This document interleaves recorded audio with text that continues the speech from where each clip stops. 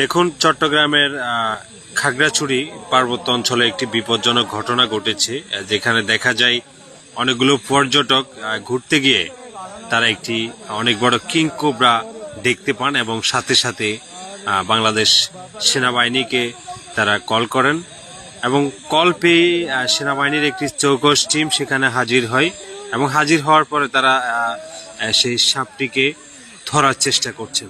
দেখুন দেখুন কত বড় সাপ! ও মাই গড! দেখুন, বাংলাদেশ সেনাবাহিনীর দুজন সদস্য সেই সাপটিকে ধরার চেষ্টা করছে। তো দেখতে থাকুন।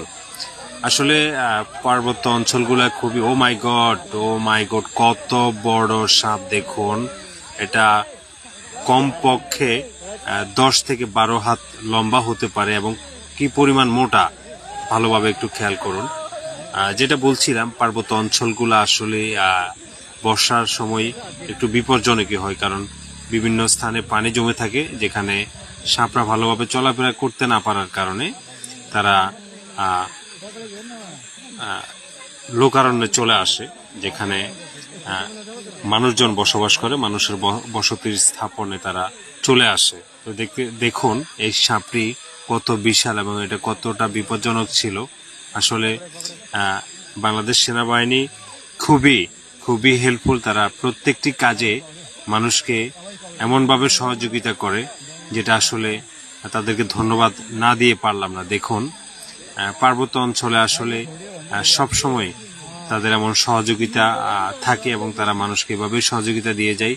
দেখুন, বাংলাদেশ সেনাবাহিনীর পাশাপাশি একজন উপজাতি ভাইও আছে, যিনি সাপটি ধরার জন্য সহযোগিতা করছেন। দেখুন কত মোটা একটি সাপ! এটা হচ্ছে কিং কোবরা। দেখুন কত শক্তিশালী এই সাপটি! ও মাই গড! দেখুন কত বড় এই সাপটি! ও মাই গড! বন্ধুরা, এই একই জায়গায় ইতিপূর্ব সেম আরেকটি ঘটনা ঘটেছে এবং এর থেকে বড় একটি সাপ সেখানে ধরা হয়। একবার ভাবুন তো, এই সাপটি যদি আপনার সামনে পড়তো তাহলে আপনি কি করতেন? চিন্তা করুন, এমন সাপের হাত থেকে আসলে বেঁচে ফেরাটাও খুবই মুশকিল। শেষ পর্যন্ত সাপটিকে